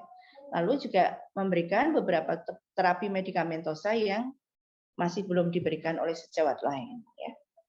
Kemudian pasca prosedur tindakan tracheostomi pada pasien COVID-19 dipertimbangkan benar-benar tindakan keperawatan yang safety, artinya yang tidak berisiko, ya, aman baik untuk nakes maupun lingkungannya. Dari resiko aerosol bagi nakes dan lingkungannya, ya. Baik, mungkin itu saja yang saya sampaikan. Waktunya mungkin pas ya, Dok, ya. Terima kasih saya sampaikan untuk moderator. Saya kembalikan waktunya. Ya, terima kasih Dr. Arif. Sebelum kita memulai sesi tanya jawab, dari PT Diksa akan memberikan beberapa video, menayangkan beberapa video. Mari kita mengumpulkan dan mengumpulkan untuk pertanyaan-pertanyaan yang sudah tertulis di slide itu. Monggo untuk panitia.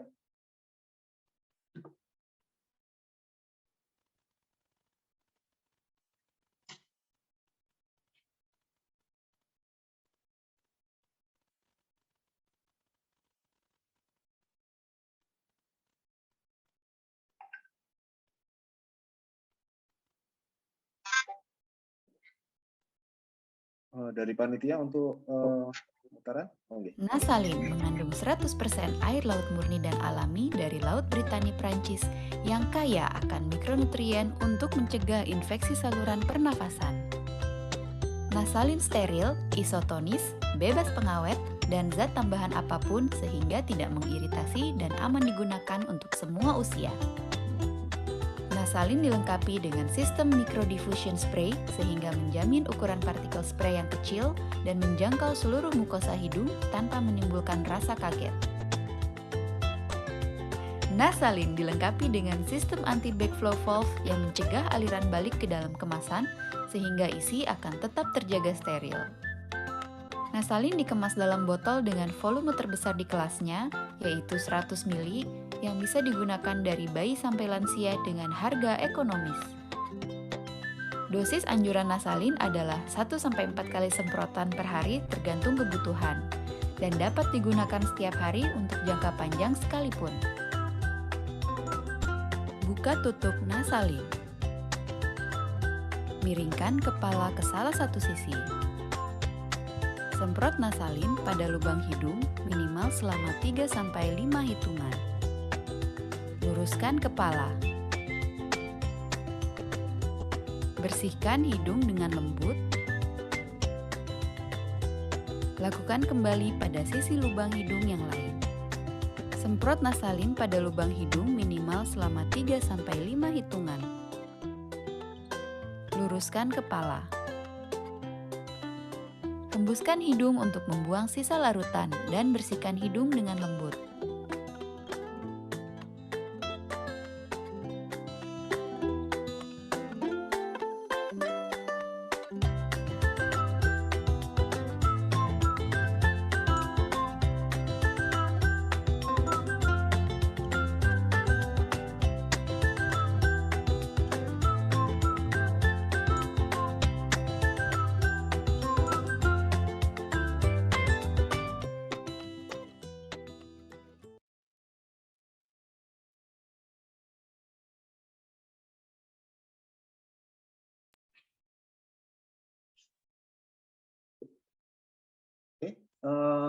Kita mulai saja untuk sesi tanya jawab. Ini sudah saya buka di Slido. Banyak sekali untuk pertanyaannya ya. Saya mulai dari yang pertanyaan dengan like terbanyak dulu, karena berarti banyak yang menanyakan juga ini sebenarnya. Ini ditujukan untuk Dr. Dian dari Dr. Yoga SPTHTKL. Selamat pagi, Dr. Dian. Mohon izin bertanya. apakah pasien dengan kanul trachea dapat menyebabkan false negatif pada swab nasofaring? Terima kasih banyak. Mungkin kita jawab satu-satu aja ya, DP. Pertanyaannya kok tidak kelihatan ya, Dokter Busta ya? Yang atas sendiri ketutupan. Nah, minta tolong untuk panitia. Mungkin bisa disebutkan tadi pertanyaannya apa, dibacakan lagi, Dokter Jadi Busta. untuk dari Dokter Yoga, spesialis THTKL, Dokter. Ini pertanyaannya untuk pasien dengan kanul trachea. Pasien dengan kanul tracheostomi, tracheostomi itu apakah dapat menyebabkan false negatif pada saat dilakukan swab nasofaring, Dok? Oh, tidak, karena kan itu jadi kalau untuk shedding virusnya itu kan memang dia berada di respiratory tract, baik di nasofaring maupun orofaring sampai ke trakea, bronkus dan seterusnya. Sehingga sebetulnya kalau mau sudah terpasang kanul tracheostomi, kalau mau ngambil sampel untuk COVID-nya, misalnya evaluasi gitu ya, mungkin selain dari nasofaring bisa diambil langsung juga dari kanulnya, tapi tidak terus kemudian karena dipasang kanul menjadi di nasofaring menjadi negatif, tentunya mboten nggih. Tidak, maksudnya tidak mempengaruhi terus jadi negatif. Kalau memang masih positif ya pasti akan tetap masih positif begitu. Kemudian yang lain yang tadi sudah kelihatan, sekarang ketutupan lagi. Ya, sekarang udah kelihatan. Ini apa yang harus diperhatikan dalam tracheostomi selama pandemi? Yang kedua ini pandemi tracheostomi pada anak apakah dapat dikerjakan? Betul nggih? Nah, ya itu dulu aja nggak apa-apa, Dok. Jadi pertanyaan yang kedua ini adalah apakah pada masa pandemi tracheostomi pada anak dapat dikerjakan? Dapat, dapat, tentunya dapat dengan tetap memenuhi prosedur-prosedur yang telah dijabarkan di atas tadi. Kita sudah cukup sering selama pandemi ini melakukan tracheostomi pada bayi maupun anak dengan screening, tentunya tetap di screening dari awal apakah sebelum dilakukan tindakan gitu ya, apakah ada status COVID-nya seperti apa, apakah negatif atau positif gitu. Kebetulan sih sejauh ini yang kami tracheostomi bayi dan anaknya tidak ada yang COVID positif, sehingga dilakukan dengan prosedur seperti biasa gitu. Tapi apakah dapat dikerjakan? Ya tentunya dapat nih. Kalau memang perlu dikerjakan ya dikerjakan. Kemudian apakah pada pandemi harus dikerjakan oleh tim yang terlatih agar selesai secepat mungkin? Ya, memang. Jadi memang direkomendasikan untuk dikerjakan oleh personel yang sudah terlatih, yang sudah berpengalaman itu karena untuk mempersingkat waktu, karena kan itu kita berada pada ruangan yang di situ terdapat berarti akan terdapat partikel-partikel aerosol dari pasien tersebut, sehingga harus meminimalisir sebentar mungkin waktu yang ada di ruangan tersebut sehingga mengurangi paparan. Tentang berapa maksimalnya ya tentunya sebisa mungkin secepatnya, kalau bisa kurang dari 30 menit total prosedur sudah selesai. Kemudian yang mana lagi?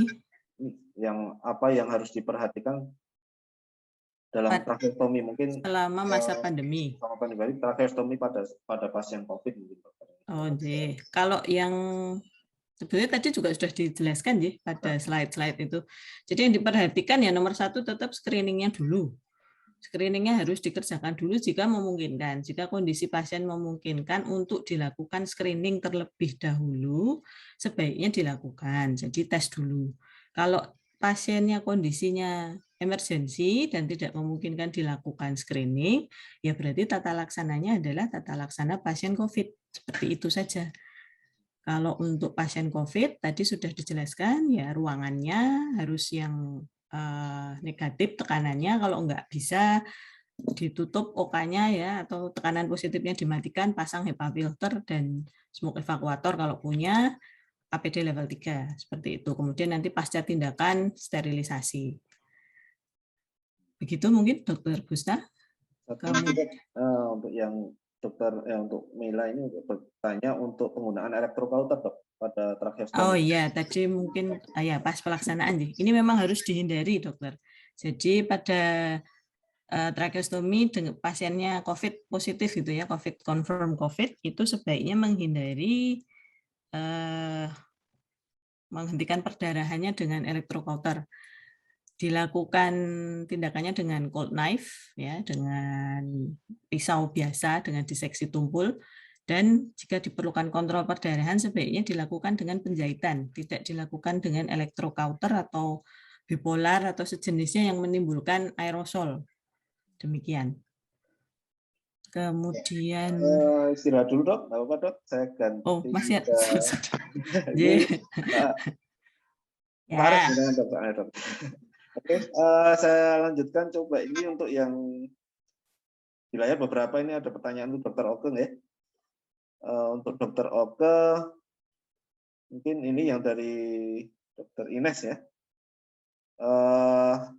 Untuk teknik tracheostomi, insisi kulit yang lebih direkomendasikan yang mana ada, karena ini ada beberapa yang mengatakan insisi vertikal, ada yang mengatakan insisi horizontal. Jadi yang lebih baik yang mana dan pertimbangannya apa, dokter? Kemudian pertanyaan kedua juga untuk Dokter Oke, jarak terbaik pada kasus CA laring dengan tracheostomi dengan terapi definitif PLE itu jarak terbaiknya berapa hari atau waktunya berapa lama? Karena dikatakan semakin jauh prognosinya semakin buruk. Mungkin Dokter Oke. Terima kasih atas pertanyaannya. Yang pertama mungkin nanti Dokter Dian bisa menambahkan ya sebagai yang sudah sangat sering untuk melakukan tindakan ini. Memang menurut beberapa literatur disebutkan dua teknik insisi ini bisa dilakukan secara vertikal maupun horizontal. Untuk kulit ya, tapi ketika kita sudah masuk ke lapisan yang lebih dalam tentu itu menyesuaikan dengan struktur anatominya. Kalau saya lebih setuju dilakukan secara horizontal terlebih dahulu karena mengingat kosmetik ya. Sedangkan kalau untuk horizontal mungkin dia tidak sesuai dengan garis lengan untuk daerah kulit.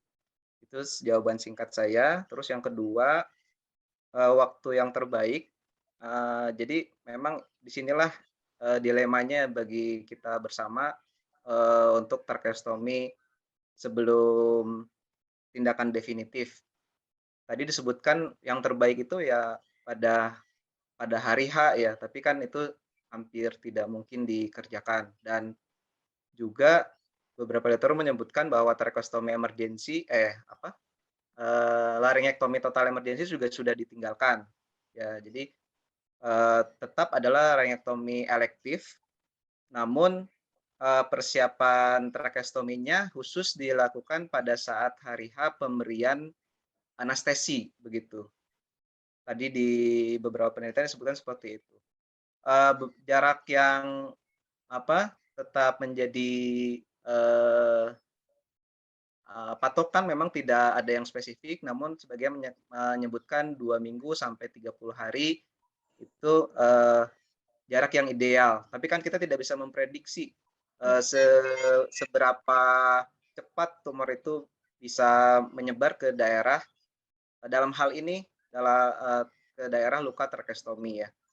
Mungkin seperti itu, tapi goal utama tentu bagi kita di daerah adalah tadi sudah disampaikan ada justifikasi bahwa tetap ketika itu pengancam nyawa, maka jangan ragu untuk melakukan tindakan tracheostomi pada kasus head and neck. Dan dikatakan bahwa tindakan tracheostomi adalah pilihan yang paling mudah dan paling aman ketimbang kita melakukan debulking misalkan dengan laser, itu kan sangat sulit fasilitasnya dan pengalamannya, bahkan bisa menimbulkan odem atau pertumbuhan kembali ya di daerah laring. Atau tadi laringektomi emergensi juga sudah sangat ditinggalkan karena morbiditasnya yang tinggi. Mungkin tuh, dokter. Terima kasih. Mungkin ya. Untuk dilanjut dokter, untuk pertanyaan di bawahnya dari Dr. Artimi. pada kasus CA leher dengan massa yang sangat besar sehingga menyulitkan untuk dilakukan tracheostomi. Untuk teknik tracheostominya yang digunakan mungkin ada rekomendasinya, dokter? Ya, sampai saat ini juga saya tidak ada yang share bagaimana teknik secara terstandar apabila kita menemukan kasus-kasus pada keganasan pada leher. Karena ya pada kenyataannya itu kondisional dan situasional sekali massa yang kita temui seperti apa. Khusus pada daerah tumor yang menghalangi di daerah koli anterior, tentu mau tidak mau kalau itu untuk tindakan life saving, ya itu sangat situasional sekali di lapangan ya. Itu sangat situasional sekali di lapangan. Apakah harus menembus massa gitu ya. Pertama, apakah kita guide dulu dengan jarum khusus, atau misalkan kita siapkan kanul yang ukuran lebih kecil, apakah tracheostominya di samping, dan itu tentu sangat situasional sekali di lapangan. Sehingga memang sekali lagi bahwa kita kadang lupa untuk menunggu pasien itu datang sudah cukup besar gitu masalahnya. Kita lupa untuk bisa mencegah itu gitu. Sehingga untuk pertanyaan ini memang sangat tidak bisa disamaratakan setiap kasus. Namun seperti rekomendasi yang sudah Dr. Dian sampaikan, kita nggak bisa bekerja sendiri, kita harus ada tim ya, tentu kita harus membina hubungan yang baik dengan sejawat anestesi, terutama dalam hal ini, agar masukan-masukan tata laksana airway ini juga bisa membantu kita, begitu. Karena mau tidak mau teman-teman sejawat anestesi tentu pengalamannya, peralatan dan lain-lain mungkin bisa sangat membantu dalam kepentingan pasien ya, bukan kepentingan kita tentu. Mungkin itu, maaf kalau ngambang jawabannya. Terima kasih dokter. Ini mungkin juga ada pertanyaan yang mirip dokter, cuma belum kelihatan di layar. Jadi ini pertanyaannya dari Dr. Yusi Adewi, itu mirip bila ditemukan OSNA dengan temukan obstruksi saluran nafas atas, jadi yang sangat besar sampai tidak bisa dilakukan tindakan tracheostomi ataupun pemasangan ET, solusinya bagaimana dokter? Apakah kita konsultan ke dokter bedah atau bagaimana? Terima kasih Dr. Yusi. Mungkin saya konsul dulu ke Dr. Yusi ya kalau ada kasus seperti ini pada guru kami di onkologi. Ya memang itu tadi kita harus seperti yang Dr. Dian sampaikan, kita tidak bisa bekerja sendiri. Masalah itu harus diselesaikan bersama-sama. Apalagi ini jelas suatu kegawat daruratan. Dan tentu yang utama adalah kita sampaikan dulu kepada kepada keluarga ya. Tadi sempat disebutkan ke beberapa pertimbangan bahwa apabila salah satunya contohnya itu tumor anaplastik ya, tiroid anaplastik yang sangat cepat pertumbuhannya dan prognosisnya sangat buruk, maka edukasi kepada keluarga itu menjadi utama, gitu ya. Guideline bisa berkata apapun, tapi tentu penanganan pasien itu biasanya akan berbeda atau spesifik tiap pasien. Dan disinilah kita mungkin sebagai dokter THT jangan lupa untuk bisa berkomunikasi dengan baik ya dengan pasien-pasien kita. Kita harus menyampaikan bahwa permasalahannya seperti apa. Ketika itu suatu tindakan emergensi, kita sampaikan tindakan dan prosedur serta keuntungan dan kerugiannya. Dan kita coba ikhtiarkan, mungkin kita maksimalkan dengan hal-hal yang memang kita bisa lakukan. Itu yang pertama. Terus yang kedua, kita kondisikan memang meskipun kondisinya emergensi, tapi tadi ada beberapa hal yang bisa kita lakukan untuk meminimalisir memberatnya gejala ya. Tadi seperti misalkan perubahan posisi, efisiensi dari ventilasi, pemberian oksigenasi, dan juga mungkin pemberian medikamentosa yang mungkin tidak ada kontraindikasi. Sambil juga kita melihat persiapannya, misalkan foto polos yang cepat, begitu dengan observasi yang ketat, dan juga kita koordinasi seperti Dokter Dian sampaikan adalah tim. Usahakan bisa di ruangan yang proper begitu ya, dengan tim yang memang sudah terbiasa. Nah, jadi juga ada tugas kita di sini bahwa bukan hanya edukasi kepada orang awam, tapi juga kepada teman-teman sejawat kita di lingkungan rumah sakit kita untuk bisa sharing mungkin. Bisa sharing sehingga ketika ada masalah itu bisa kita selesaikan bersama-sama. Mungkin jawabannya seperti itu ya. Harus ada konsultasi dan sharing dengan anggota tim yang lain ya. Ya, jadi nanti keputusan yang diambil sesulit apapun dengan kondisi di lapangan kita masing-masing, ya itu yang akan kita maksimalkan begitu ya, dengan segala resikonya yang sudah dipahami bersama-sama begitu. Terima kasih. Ya, terima kasih Dokter Roke. Sementara istirahat dulu, kita pindah ke Dokter Arin ya. Untuk ada beberapa pertanyaan di sini Dokter Arin. Yang pertama, yang paling atas ini, apa yang paling penting dari kita untuk edukasi ke keluarga terkait peran keluarga dalam perawatan dan pemeliharaan tracheostomi? Iya, terima kasih. Jadi mungkin pertanyaan yang paling atas, lalu kalau pasien rawat di rumah, kemudian sama penggantian kanul ya, itu mungkin jadi satu nanti ya. Jadi memang paling penting kita harus melakukan komunikasi ke keluarga.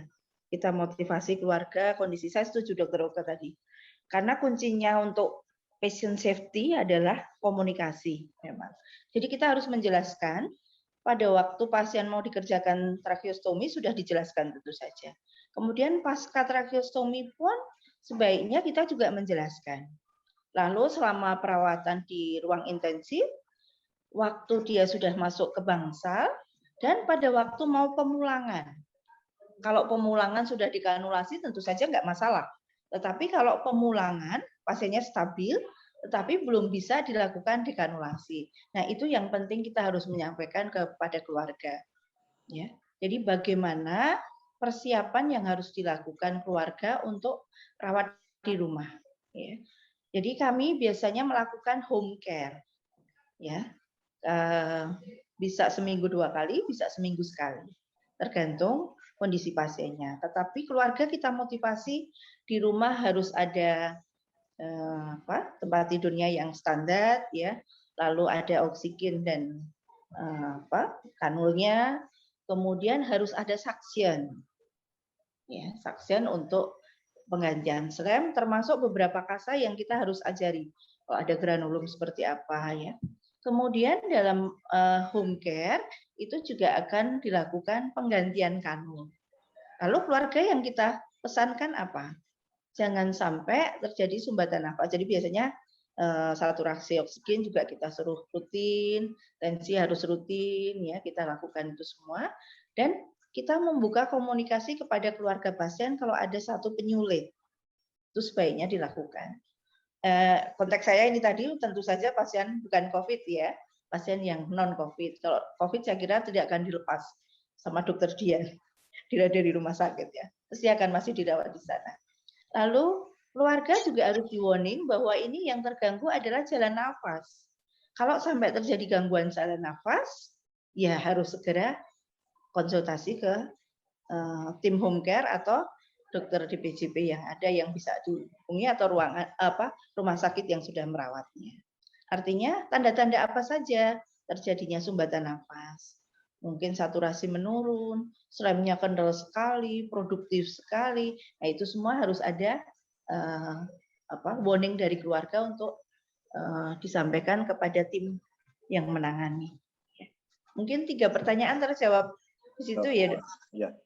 Kemudian ini ada Lalu pertanyaan yang antibiotik, dokter, untuk pembelian baik. Tadi saya sampaikan, kadang-kadang bukan kita yang memberikan antibiotik. Tetapi kalau itu memang murni pasien kita, mungkin pasien head neck seperti Dokter Oke, mungkin maksilofacial memang pasien kita ya kita akan memilih antibiotik. Tentu saja kalau di awal mungkin profilaksis atau mungkin yang broad spectrum dulu. Tetapi kalau misalnya sudah berkepanjangan rawatnya, ya kita harus sesuaikan dengan kultur sensitivitas yang ada. Sedapat mungkin kan memang kita memberikan terapi antibiotik yang rasional ya. Jadi mungkin begitu, Dok. Ya, terima kasih, Dokter. Untuk selanjutnya mungkin balik ke Dokter Yan ya. Pertanyaan dari Dokter Lia Natalia ini untuk waktu yang paling aman untuk melakukan tracheostomi setelah COVID-19 terkonfirmasi itu kapan, Dokter? Dikembalikan lagi kepada kasusnya, ini adalah kasus yang elektif atau emergensi ya. Kalau ini pasien datang dengan emergensi, tentunya tetap ya mau aman tidak aman kan kita kerjakan, mau bagaimana. Cuma dikerjakannya dengan prosedur COVID di ruang OK COVID gitu, dengan APD lengkap, APD level 3 dan sumber daya tempat dan lain-lain yang memungkinkan.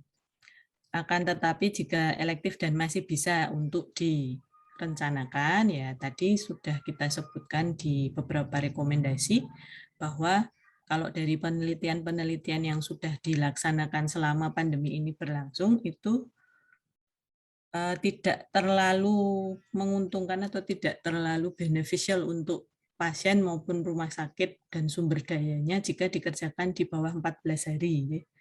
Jadi sebaiknya kalau untuk ventilasi lama, pasiennya karena terventilasi lama ya, kemudian perlu dilakukan tracheostomi karena prolong ET-nya, sebaiknya tidak terlalu awal. Demikian mungkin.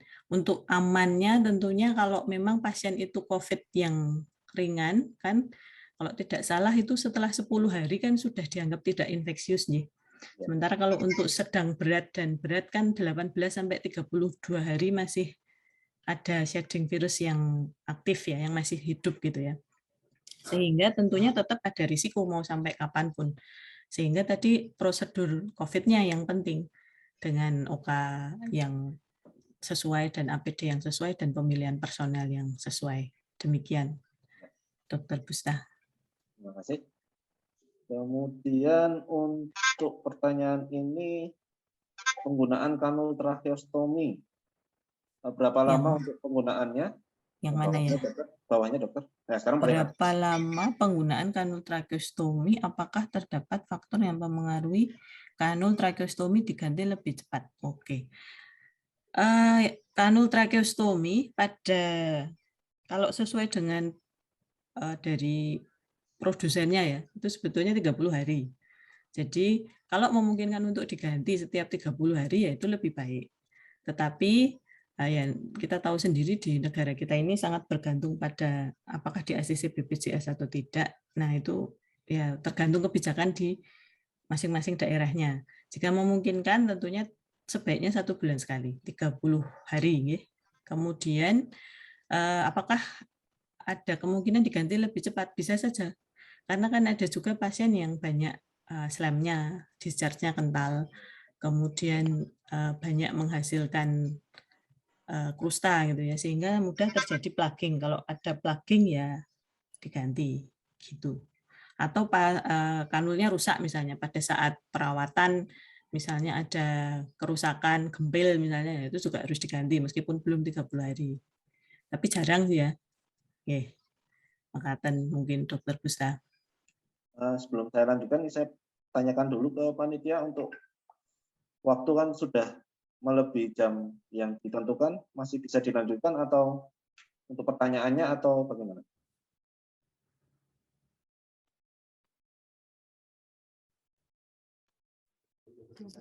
Dua pertanyaan lagi nggak apa-apa, dokter? Dua pertanyaan lagi, saya ambil yang paling banyak like-nya ya. Jadi ini pertanyaan mungkin ke Dokter Okto bisa, ke Dokter Dian juga bisa, semuanya bisa coba nanti untuk Pertanyaannya ini untuk pasien dengan prolong tracheostomi dikarenakan parese pita suara bilateral pos tindakan tiroidektomi, dokter. Untuk penggantian TT sebaiknya dilakukan tiap berapa bulan ya, dokter? Seperti itu. Mungkin Dokter Oka dulu Dokter Oka atau Dokter Arin? Ya, terima kasih ya. Nanti Dokter Dian atau Dokter Arin menambahkan sesuai yang sudah Dokter Dian sampaikan adalah tadi dilakukan pergantian sekitar 30 hari ya.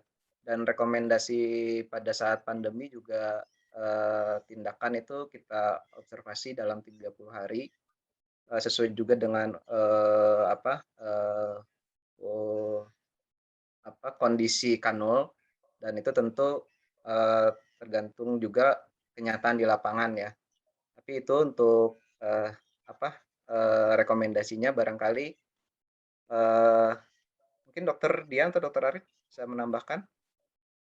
Kalau sebetulnya untuk apapun ya, tidak harus spesifik untuk parese pita suara bilateral. Untuk semua pasien yang terpasang kanul tracheostomi memang sebaiknya dilakukan penggantiannya apabila terjadi plaking atau terjadi kerusakan atau 30 hari.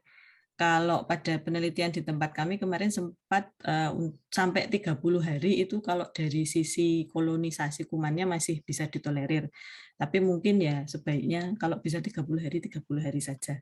Demikian. Kemudian kan ini parese pita suara bilateral postiroidektomi. Tentunya kalau pasien ini bisa atau bersedia dilakukan tindakan kordektomi atau aritenoidektomi kan tidak perlu memakai kanul tracheostomi seterusnya, sehingga ya